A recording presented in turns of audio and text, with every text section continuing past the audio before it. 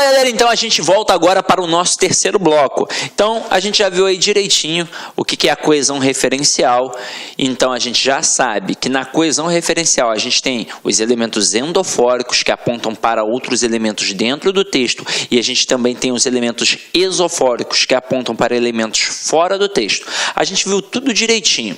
Aí a gente viu que nos elementos anafóricos a gente faz referência a termo anterior. Nos elementos catafóricos a gente faz referência a termo posterior. Nós vimos que o principal elemento para evitar a repetição dentro de um termo é o pronome, mas nós também vimos que o substantivo também pode evitar a repetição de outro substantivo. E agora, para finalizar, para ficar bonito, a gente vai fazer uma observação que às vezes a gente nem precisa de ter um elemento. Então vamos lá, acompanha aqui comigo. A elipse de um termo também funciona como um elemento coesivo anafórico. Olha só que parada bacana. Então aqui, ó, comi uma torta de maçã e uma de figo. Porque na verdade eu comi uma torta de maçã e comi uma torta de figo. A menina comeu pouco, deixou quase tudo no prato. Então vamos lá. A menina comeu pouco e a menina deixou quase tudo no prato. Então eu não preciso repetir ou então substituir o termo para fazer a coesão, evitando consequentemente o quê? A repetição do termo. Agora, se ao omitir um termo eu evito a repetição de um termo anterior, é porque na verdade eu fiz uma coesão referencial anafórica, mesmo através da elipse, ok? Agora vamos visualizar como é que isso funciona na prática aqui no exercício rápido. Acompanhe aí comigo, ó. O gorila fugiu da jaula. O gorila, no entanto, não feriu ninguém. Aí, se eu pedisse a você que está em casa para corrigir possíveis erros nesse pequeno texto, com certeza você destacaria a repetição da expressão o gorila. Então, nós vamos agora evitar a repetição através de algumas performances aqui. Ó. Primeira situação que a gente vai utilizar. A gente vai colocar ali um pronome anafórico. Então vamos lá, um pronome anafórico. Que pronome anafórico a gente pode botar ali? Fácil, o ele. Então, ó, o gorila fugiu da jaula, ponto. Ele, no entanto, não feriu ninguém. Mas a gente pode evitar a repetição também através de uma hiperonímia. Então vamos lá, o que a gente vai colocar aqui? A gente vai colocar um hiperônimo. E aí para e pensa, se não existe geral sozinho e não existe específico sozinho, é porque não existe hipônimo e hiperônimo sozinho. A gente tem de ter um elemento para poder comparar. Se eu estou dizendo que aqui eu vou botar um hiperônimo, ou seja, um termo geral, eu estou mostrando que gorila, na verdade, é o termo específico. Então, qual é o termo geral para gorila? É o animal. Então, aqui, ó, eu vou botar o animal. Então, eu digo, o gorila fugiu da jaula. Ponto. O animal, no entanto, não feriu ninguém. Só que a gente acabou de ver aí na observação que eu sequer preciso colocar um termo para evitar repetição. Eu posso fazer uma elipse. E aí, o que é a elipse? É a omissão de um termo. Ou seja, no caso aqui, será o chamado zero absoluto. Então, a gente vai fazer as devidas adaptações de minúscula para maiúscula, é claro. Então, vamos lá. O gorila fugiu da jaula, ponto. É o zero, né? No entanto, não feriu ninguém. E aí diz para mim, quem foi que não feriu ninguém? O gorila. Então, o meu conhecimento de mundo permite saber que quem não feriu ninguém foi o gorila. Ou seja, o texto está coeso e coerente. Então, aqui a gente fez um processo de coesão referencial. E em todos os processos, seja utilizando um mero pronome ou um substantivo de valor hiperônimo ou a omissão, a gente sempre evitou a repetição de um termo anterior. Ou seja, nos três processos eu fiz uma coesão referencial anafórica. Só que aqui nesse texto a gente pode brincar de fazer coesão sequencial também, que vai ser o nosso próximo assunto. Quer ver? Vou apagar aqui. E agora a gente vai fazer um ajuste.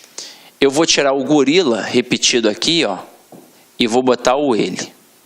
Então, ó, o gorila fugiu da jaula, ponto. Ele, no entanto, não feriu ninguém. Se é questão de coesão sequencial, eu vou trabalhar em cima da expressão no entanto. Aí o que o camarada pode fazer contigo? Ele pode pedir para você substituir o termo no entanto por outro que mantenha o mesmo valor semântico, que mantenha o mesmo sentido. Então vamos lá. Letra A, o camarada bota portanto. Letra B, o camarada bota conquanto. Letra C, o camarada coloca porquanto. Letra D, o camarada coloca todavia. Aí, o que pode acontecer com o candidato? Ele pode olhar e pensar assim, caramba, no entanto, portanto, conquanto, porquanto, e é tudo muito parecido. É uma dessas daqui. Só que não é assim. A intenção do avaliador foi essa, foi te derrubar de acordo com a pronúncia da expressão. Só que para eu substituir o no entanto por outro que mantém o mesmo valor semântico, primeira coisa é saber o valor semântico do no entanto. E o no entanto aqui é uma expressão adversativa, ou seja, indica uma oposição. E por que tem oposição ali? Simples. Quando eu digo que o gorila fugiu da jaula, para e pensa, se o camarada está numa jaula é porque ele é perigoso. E se ele fugiu da jaula é porque, teoricamente, ele vai ferir alguém. Porque se ele está dentro da jaula é para evitar que ele fira alguém. Só que, no entanto, ele não feriu ninguém. Ou seja, ele quebrou a lógica. Ou seja, por isso teve uma oposição. Por que não pode ser o portanto? Porque o portanto é conclusivo. Por que não pode ser o conquanto? Porque o conquanto é concessivo. Por que não pode ser o porquanto? Porque o porquanto é explicativo. E aí só não sobrou o quê? Só não sobrou o todavia, que é adversativo.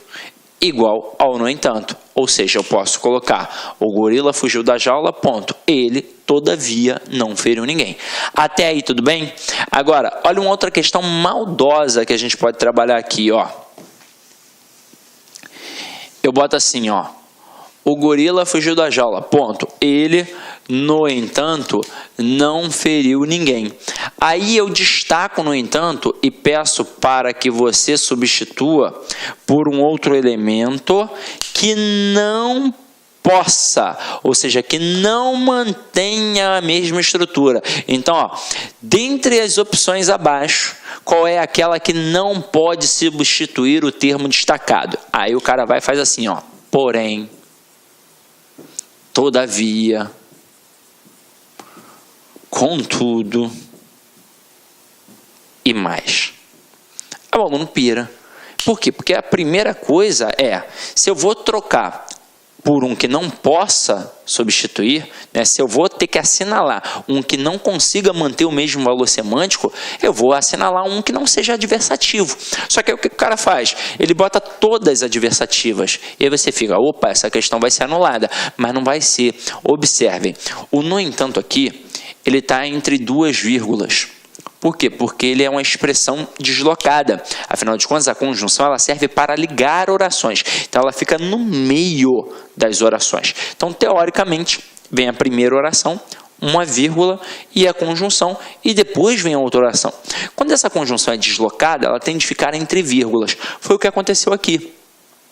E quando a gente tem uma conjunção deslocada, a gente não pode utilizar o mais, porque o mais não pode ser deslocado. Todos os outros podem, mantendo inclusive o mesmo valor de oposição. Então, posso dizer, o gorila fugiu da jaula, ponto. Ele, no entanto, não feriu ninguém. Ele, porém, não feriu ninguém. Ele, todavia, não feriu ninguém. Ele, contudo, não feriu ninguém. Mas não ficaria bacana e nem aceitável gramaticalmente dizer o gorila fugiu da jaula, ponto. Ele, mas não feriu ninguém. O mais caberia se ele estivesse na posição original. Se eu falasse assim, ó, o gorila fugiu da jaula, vírgula, mas não feriu ninguém. Aí, ok. Agora, deslocar não rola. O mais é uma conjunção que não pode ser deslocada, ok? Então, continuando na nossa brincadeira, a gente agora vai para a coesão sequencial, que você meio que já sabe o que é, mas eu vou enfatizar os aspectos para você poder gravar ainda mais. Então, aqui, ó, as conjunções e as preposições, assim como as locuções conjuntivas e prepositivas estabelecem relações lógicas entre as ideias.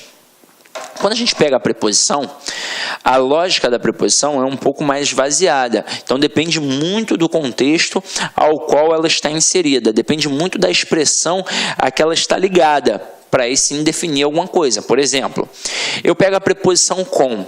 Ela pode adquirir algumas nuances. Se eu falar que Pedro saiu com Paulo para tomar uma cerveja, a preposição com está exprimindo um valor semântico de companhia. Agora, se eu falo que o Pedro feriu Paulo com a faca, aí eu já estou exprimindo um valor semântico de instrumento. Mas as conjunções, elas têm os valores mais fortes. Agora, é óbvio que a gente vai avaliar o contexto, mas um porém, por exemplo, sempre vai ser adversativo, sempre vai indicar uma oposição. Agora, vem aqui comigo para os exemplos. Caso precise de mim, telefone. Então, o termo caso, ele indica o quê? Uma condição. Ou seja, só é para telefonar se realmente precisar. Porque se não precisar, não gaste o meu tempo. Agora aqui, assim como o Brasil, outros países latino-americanos estão crescendo.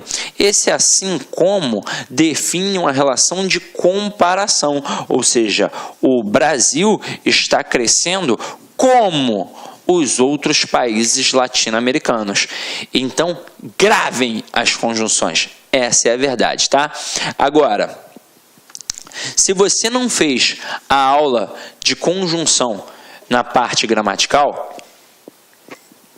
saiba que você pode adquirir esse produto gratuito, só o de conjunção, no site cidconcurso.com.br, no menu documentos.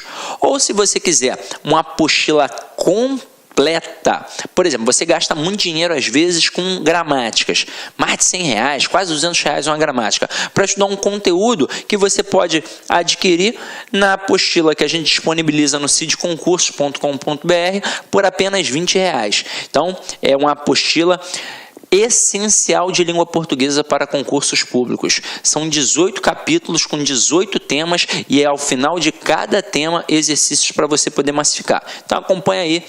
Aproveita porque tá baratinho, né? Então vem aqui comigo agora para a aula, galera. Muitas bancas trabalham com relações de causa e consequência. Isso daqui, tanto para a parte da interpretação, quanto para na hora que você vai trabalhar a sua produção textual, é muito importante. Então, olha só.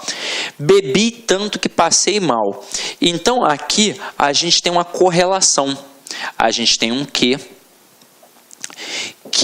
depende de uma estrutura intensificadora, como as palavras tanto, tal, tão e tamanho, e aí nesse momento a gente marca que há uma relação de causa e consequência. Sabemos que a causa é a origem de um processo e a consequência é o que decorre diante daquilo. Então, quando eu digo que bebi tanto que passei mal, a causa é ter bebido muito. E a consequência de ter bebido muito é ter passado mal. Quando acontece essa expressão do que com um elemento intensificador, você só precisa gravar que a causa sempre ficará do lado do intensificador e a consequência é sempre do lado do que. Agora, como bebi muito, passei mal. Olha uma dica que eu vou te dar. O como, ele pode trabalhar principalmente 3 valores semânticos: comparação, pode trabalhar conformidade e pode trabalhar causalidade. Quando ele estiver no meio da estrutura, provavelmente ele está trabalhando comparação e conformidade. E aí é só você avaliar e perceber se tem uma relação de igualdade. Se eu digo assim, João é esperto como José. João é inteligente como José. Então, ali eu tenho uma relação de comparação. Eu consigo dizer que eles são, tipo, iguais, pensam iguais, né? Então, vamos lá. Agora, quando eu digo que o João joga futebol como o treinador orientou, a gente já sabe que aí não tem uma relação de igualdade. Ele não joga igual o treinador, ele joga conforme o treinador orientou. Aí isso é fácil para poder analisar. Agora, se o como encabeça a estrutura, com certeza é um como causal. E aqui, como bebi muito, passei mal. E aí perceba, o fato do camarada ter bebido muito é a causa para a consequência de ter o quê? Passado mal. Então, fica a dica aí, tá? Gravem as conjunções. Agora, Acompanhe aqui comigo. Outras bancas trabalham com relações de oposição, adversidade e concessão. Isso aqui, galera, é o seguinte.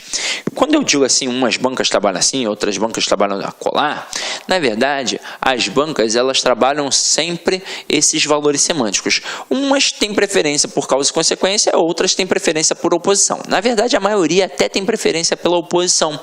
Porque quando a gente trabalha aqui, a gente tem que deixar bem claro que quando a gente fala de oposição, que é a base da argumentação, dentro da oposição eu tenho a adversativa, que é uma conjunção coordenativa, e eu tenho a concessiva, que é uma conjunção subordinativa adverbial. Se as duas indicam oposição, alguma diferença tem de ter entre elas. A diferença é que a adversativa serve para enfatizar e a concessiva serve para minimizar.